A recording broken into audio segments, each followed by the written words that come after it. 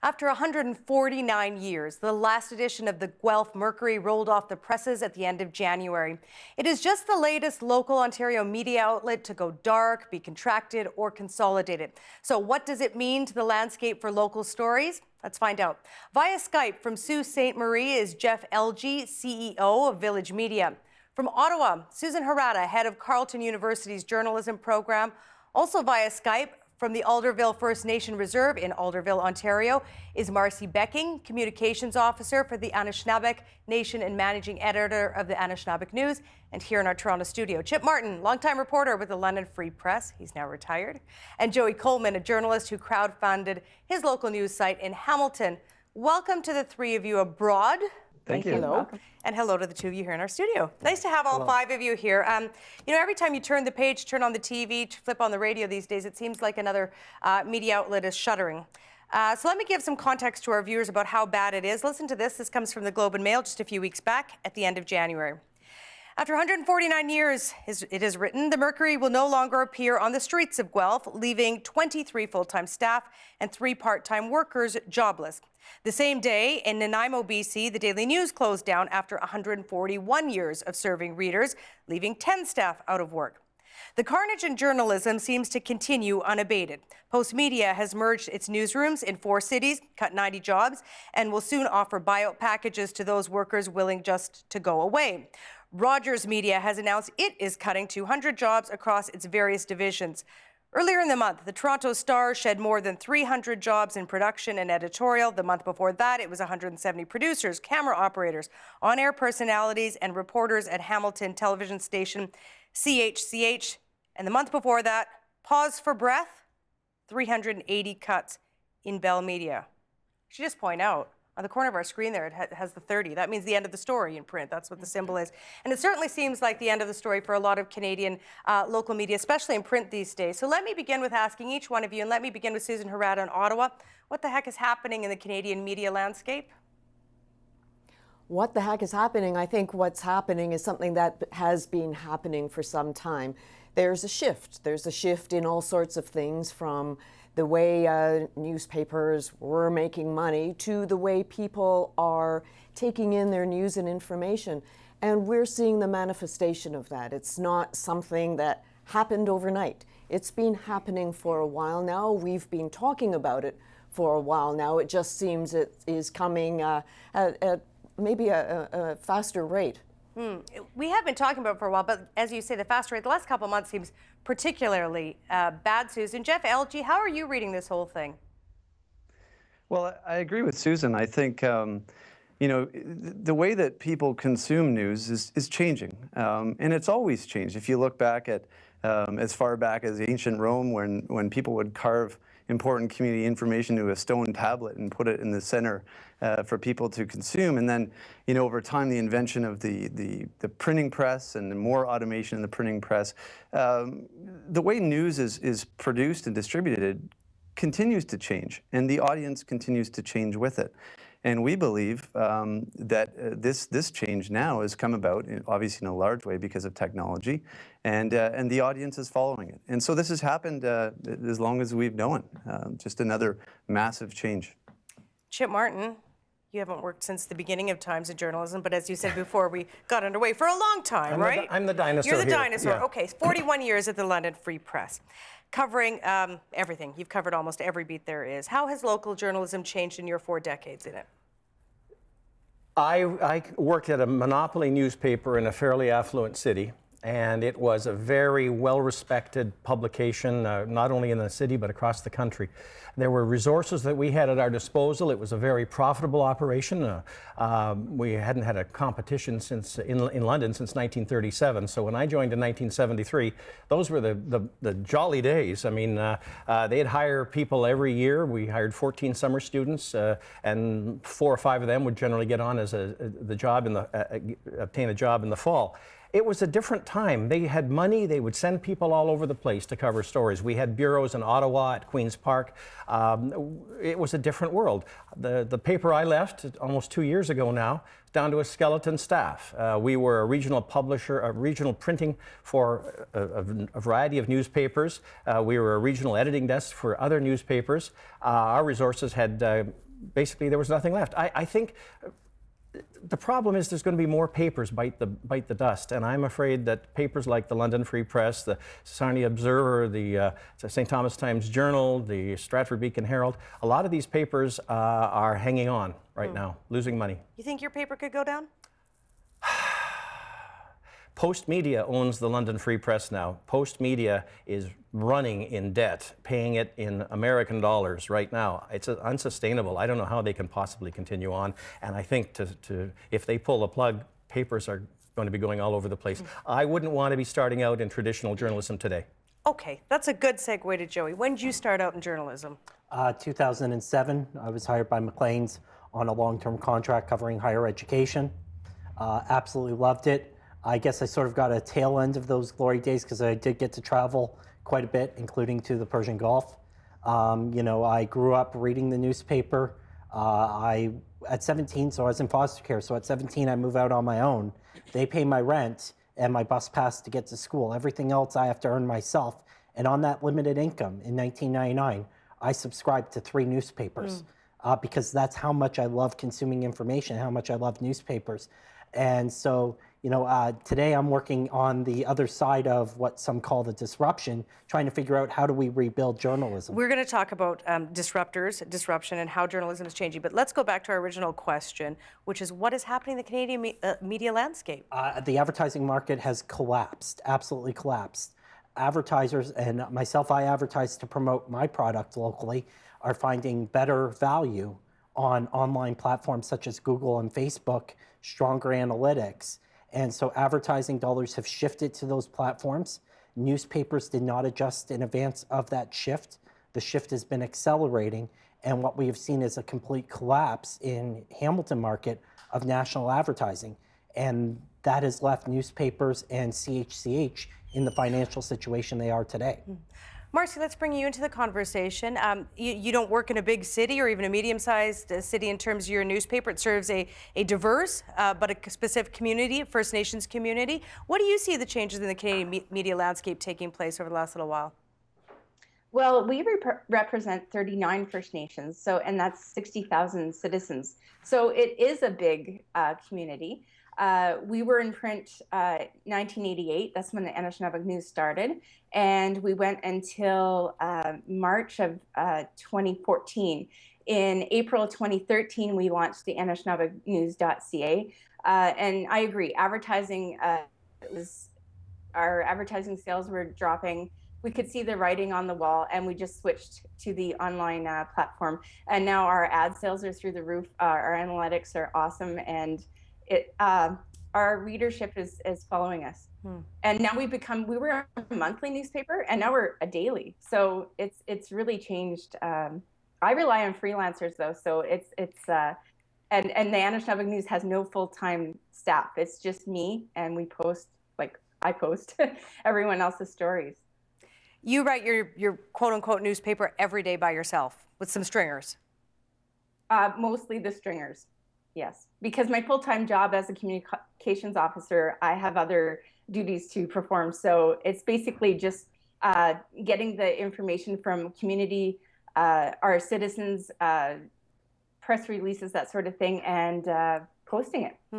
Susan Harada, you were a reporter, a TV reporter, in the 80s and 90s? Is that when that was for CBC? That's right. Okay. Now you're on the other side, your perch is teaching, younger people who want to become journalists. I bet a lot of them say to you, Susan, I want to be a journalist. And I bet sometimes you think, why? In the sense that look at the changing media landscape, and it's such a difficult thing. Now, we've made the point that advertising revenue is part of the problem, technology disruptors part of the problems, but why are so many people turning away from newspapers, local television, local radio? Well, I think that, first of all, I don't wonder why they want to be journalists. I think that they come in with very firm ideas about what they want to do, and I think, good on them. We will always have a need for journalists and for journalism. And I think also keep in mind that you need to separate what's happening with the newspaper industry and what's happening with journalism, news, and information. I don't think that people are turning away from journalism and information. They're turning to different sources of it. So they're going somewhere else to get their news and information, but they're still getting it. So that's what, polls have shown, that yes, newspaper readership is down, but over here, especially with the younger demographic, the consumption of news and information through mobile, for example, is growing. So there is that to balance off and to keep in mind. Okay. I don't know if we can do a show of hands here, but who here is lamenting the death of the newspaper, the traditional newspaper? Chip's lamenting it. Anyone else? Susan, Marcy, okay. Chip, are you lamenting the death of the newspaper because of nostalgia? Why are you lamenting it? I'm lamenting the loss of the traditional newspapers because the newspapers traditionally have been they've been very good at holding elected officials to account. They've been very good at taking the extra step and digging into the background. They have the backup of experienced editors, and they use lawyers as necessary in order to push the limits, how far they can go. And I don't see that happening in some of the new forms of media. They are on a shoestring, some of them. The experience of the people in them is limited, and they maybe as time goes on they will improve. But I'm lamenting the loss of serious journalism, which I attribute to, which I connect with newspapers. Okay, Marcy, well, I'm going to come to the people that probably disagree with what Chip has just said in a moment. I can see Jeff smiling there, but Marcy, what are you lamenting about the loss of newspapers? Well, we have an elder population who may not be online and get the news that they're looking for. So for the last 3 years, it's been very difficult to get to that population of ours. I mean, we have the largest education self-government agreement that we're ratifying this year with Canada. And we really need to get that information out to all our citizens. So I know we're missing a part of the population without having that print. Okay, so you're missing outreach. You're not getting to everyone that you want your news to get to. No, we're getting to like 110 countries, but we're not necessarily getting to all our citizens. Okay. Susan Harada, what are you lamenting about the loss of newspapers in the traditional sense? Well, what I'm lamenting is the fact that that's where we came from. This is what the news industry was built on. This is what journalism was built on.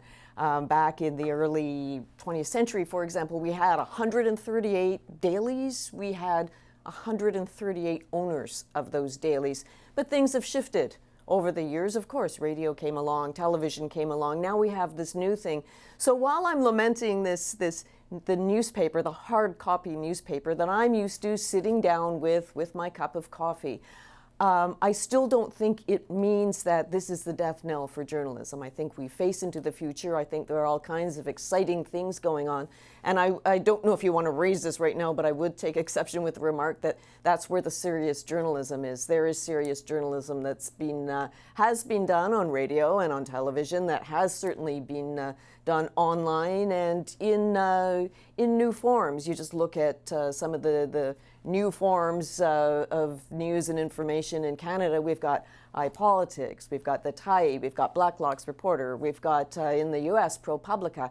Things are still being done, and it's still serious journalism. All right, Jeff Algie, when Chip Martin said he's lamenting the loss of serious journalism, about a well-resourced newsroom, about people paid well, what was going through your head? Because I'm thinking you're probably disagreeing with Chip. Yes, I do. I mean, I think, no one likes to see a business fail, and no one wants to see news fail. I think if we talked about lamenting the loss of news, it'd be different than saying the loss of newspapers. Again, we see that the audience has changed. People have changed. They consume news in different ways. But if you look at what we're doing, and we've been doing this now for 16 years, although it's escalated quite quickly over the last 2.5, we're hiring professional journalists. We're staffing newsrooms. In Sault Ste. Marie, our flagship site, we have the largest newsroom in the community. There's 12 people in a relatively small community in a newsroom for an all-digital site. It takes time. This business model has shifted extremely quickly, but I don't think we're losing professional journalism. We're hiring these people. We launched Guelph last week. We hired 2 of the Guelph Mercury reporters. We have 5 of their freelancers on board.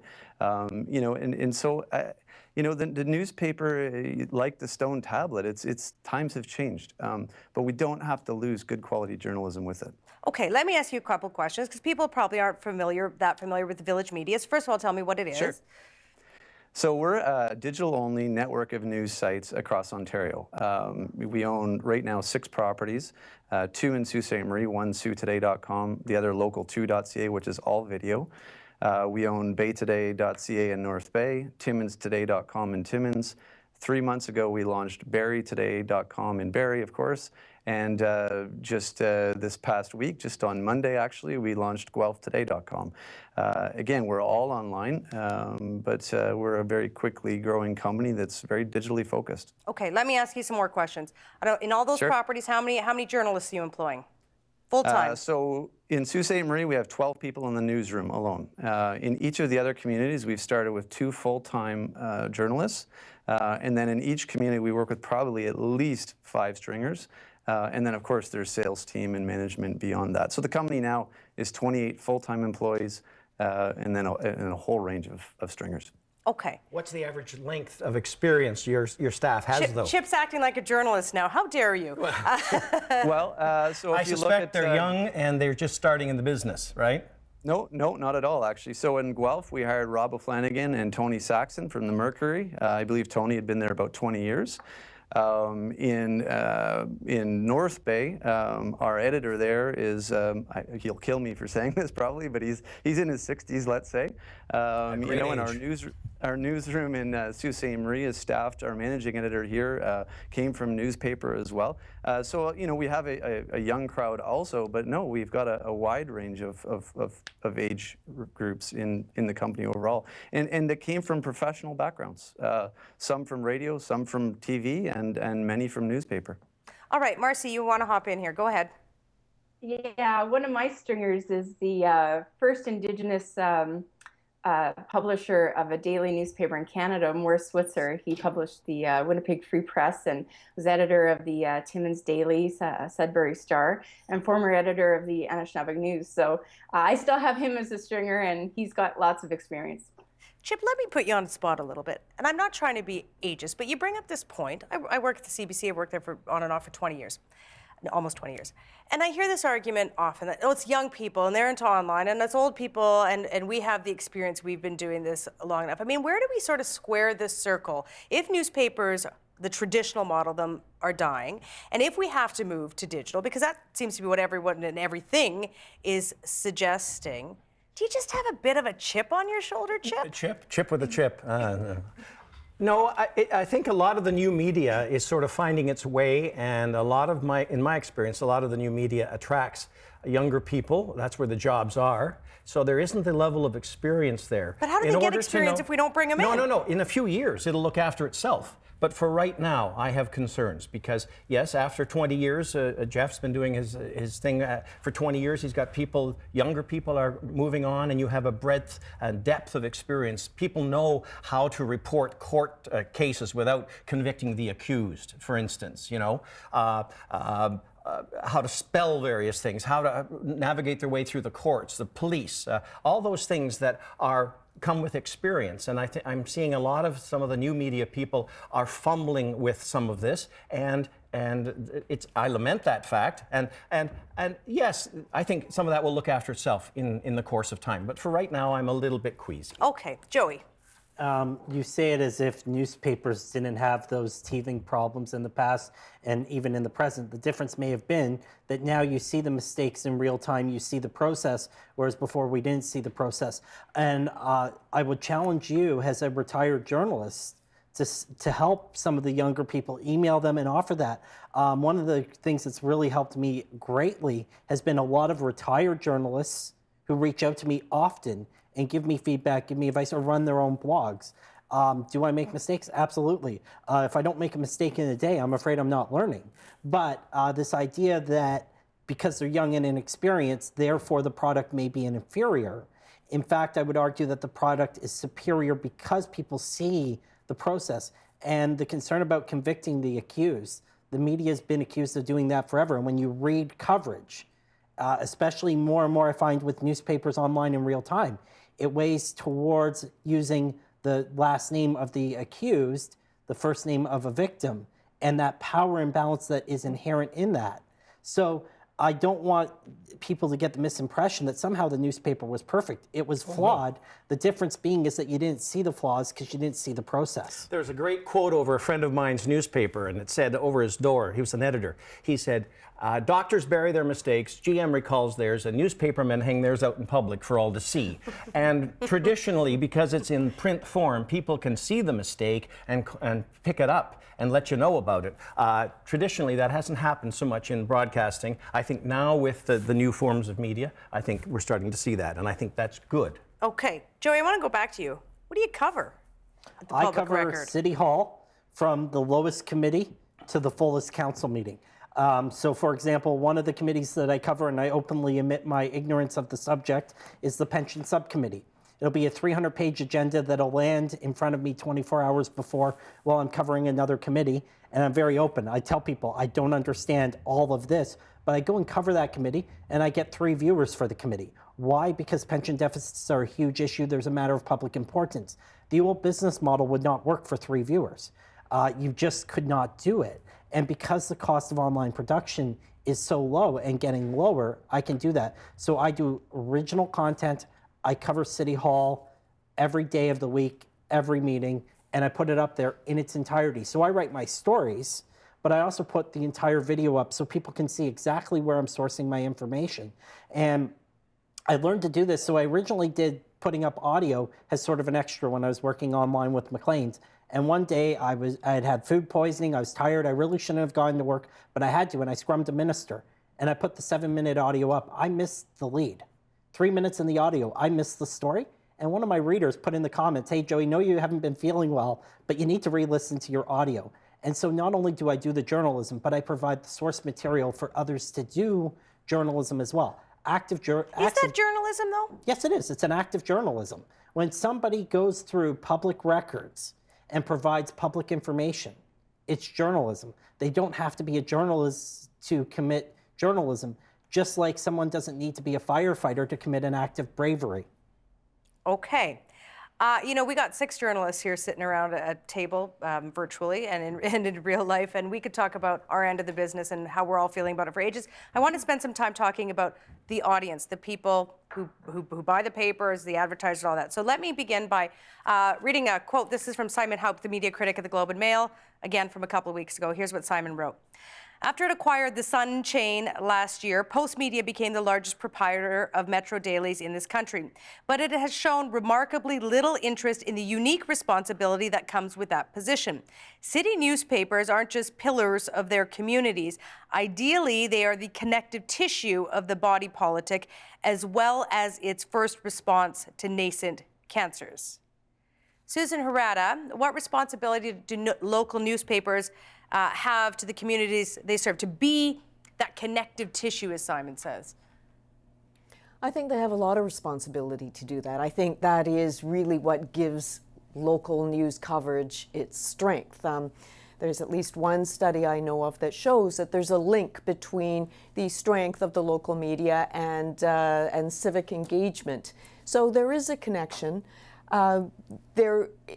There came a time where there started to be a cycle, so that as revenue was dropping, cuts were made. As cuts were made, journalists were under more pressure to deliver more for less. Quality dropped. You start losing that connection with your audience, and so it's no surprise that the technology certainly sped this along, but it's no surprise that some people started turning away from those traditional sources of information. So I do believe that local media really do have a responsibility to serve the community and reflect the community as a former American journalist, to paraphrase him, said, you don't want the school board covering the school board because it's going to be all good news. And that's exactly what you want to guard against. In Ottawa right now, there's an incredible debate going on about the school board's decision to change some aspects of French immersion. Well, if there weren't journalists to report on this, to provide the analysis, to ask questions, it would be the school board telling everybody what a good move it had just made without any kind of discussion. Marcy, what happens if people don't read their own stories? Oh, well, for us, it's reading your own about your own people, and it gives you a sense of pride, identity, self-esteem. We tell the good stories. We tell the stories that mainstream media doesn't. Mainstream media tends to only report on First Nations if they're drunk, dead, or demonstrating. So, I mean, we have a responsibility to our citizens to reflect them truly how our communities are. Jim Martin at the London Free Press, very good newspaper in a city of what? How big's London now? 360,000. Okay. In terms of being that connective tissue of your city, is the London Free Press that? It certainly was. When I first started the Free Press in ancient history, there was an 82% penetration of the London households. In other words, 82% of the households in London that could get the paper took it. And our circulation was well over 100,000. I understand we're getting close to the 40,000 mark, and the penetration is way down. The quality of the product is way down. I don't think we are as the connective tissue we once were, and I associate that with all the cutbacks. The paper was terrifically profitable, like most newspapers through the 70s, 80s, and 90s, 20% profits, especially in a monopoly situation. We put money into the product. People responded by purchasing the product. A series of owners we have had, I mean, Sun Media, Quebecor, and now Post Media, every time they come in, they cut down to the bone. The quality of the product, it's a shadow of what it used to be, and the circulation is well down, and the connective tissue is still there, but it's in a winnowed down state. Joy. So I think another thing to remember, though, is that I sat on school board committees in the 90s in Hamilton, and I recall very much that the reporters would come in and they'd be speaking to the home and school, they'd be speaking to the parent councils, the people who were experts on what was occurring. So the sourcing was from the home and schools. Now the home and school can publish directly to the internet, and anybody can see exactly what's going on. And we have some parents who do great blogs who cover education issues on the ground much better than ever occurred at the newspaper, because the education reporter was a junior reporter whose goal was to get out of education. But Susan's earlier point, you're blowing your own horn when you're writing about yourself. Well, yes, they're writing, and people can see that bias right there. But it's not the school board that's writing. I'm talking about the parents, and they're critical, and they have great analysis. And some of the people on the home and school have been at the school board for over a decade. They know the issues better than any other transplant reporter who would be parachuted in for a 2-year stint before returning to Toronto or wherever else they wanted to go in their career. All right. I want to address, we got about 5 minutes left. I want to address the elephant in the room, which is this. If we look at many endeavors, let's take Joey's or Jeff's, just because you both are here. Is the quality of the journalism the same? Jeff, LG, let me begin with you. Are you providing the same quality? I believe absolutely we are, no question about it. The people that we're employing are the same people that provided that quality journalism in newspaper or in radio or in TV. Absolutely, it's the same quality. And we're growing. Each community, especially the newer communities like Barrie and Guelph, it will take time to build the breadth and the depth of coverage. But I think from a quality standpoint, then yes, absolutely. Okay. What about the critics who would say you repurpose journalism, you basically rewrite press releases? So we absolutely do that from time to time. From time to time, we'll post a press release verbatim. And we talk a lot about this. Sometimes we get criticized for it. But if you look at the volume of coverage that we offer in the communities we're in, we make a decision in terms of where it's important to verbatim carry a release or just do a light rewrite or have a reporter or a stringer cover something full time. Again, the model has changed. We need to be efficient, we need to be smart, and we need to focus on what's most important. Susan Harada, you're teaching young aspiring journalists. Would you say that the quality of journalism online, these websites that we're talking about, are they the same as the old school traditionalists? That's a really difficult question to answer. I would say that it's uneven. You look at a publication like Mr. Algi's, and yes, he's got some reporters who are longtime journalists, professional journalists, so good quality. On the other hand, there is the publication of news releases. not journalism. So it's uneven. It's one piece of it's one solution, and I think it's not an unimportant solution, but that it isn't the only solution, and I think we really need to keep that in mind. Well, let me just ask quickly, and Susan, you brought it up, so I'll start with you. I mean, what is the answer to all this? Are we just in a transition time? It's not just local newspapers, it's local broadcasters, the CRTC hearings, we're learning that, you know, they're in economic trouble as well. What's the answer? Well, I think if I could mention Marty Barron. Those of you who have seen the movie Spotlight will know who he is. We brought him into Carleton last week, and he was asked the same question. And he played off the old joke about, you know, why did they put a man on the moon before they put wheels on luggage, which makes more of a direct impact or changes your life more. Well, it's the wheels on the luggage. His point being, stop going for the moonshot. The news industry needs to start thinking about those small innovations and trying all kinds of things. And that really is the only way that journalism is going to continue to exist in a way that's credible and truthful and strong, so that people will be attracted to it. Okay, for people who haven't seen Spotlight, Marty Barron's he runs the Boston newsroom. Real guy, the movie's based on it. You should see the movie, by the way, if you have not. Joey, what's the answer from where you sit? The answer is try till we succeed. I launched the Public Record in 2012 because I saw that the advertising model was collapsing, and I have not touched advertising because I know it's not sustainable in the long term. It's individuals who give me money to cover City Hall. And the quality argument, I'm never going to try to say that I'm anywhere near the newspaper of the 1980s. I'd much rather work for the newspaper of the 1980s than work for myself.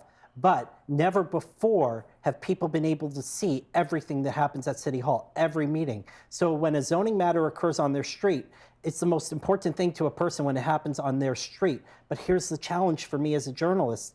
It might only impact that small street and have no citywide implications. But because I'm streaming the entire meeting in its entirety and putting up the full video, that person can see exactly what the councillors had to say about the matter on their street, and they never had that before. So they have more access than they ever had before. So there's a trade-off there, and I'm definitely not going to say that the 1980s was not the quality argument, but what I will say is that if we're going to have journalism succeed, people will have to pay for it. For them to pay for it, we have to provide the highest quality. We need to get away from weather, crime, and traffic, because especially as police self-publish, you notice the difference between a police story and a newspaper story is usually an interview with one of the witnesses. That's all. And so we're going to have to work even harder as journalists to convince people both of the quality of our product and the worthiness of paying for it. And on that word, I'm going to call it 30. That's the end of our story. Thank you to all three of you at different points across our province for joining us. Pleasure. Thank you. And Chip and Joey, thank you for being here in studio. Thanks for having us. Help TVO create a better world through the power of learning. Visit supporttvo.org and make a tax-deductible donation today.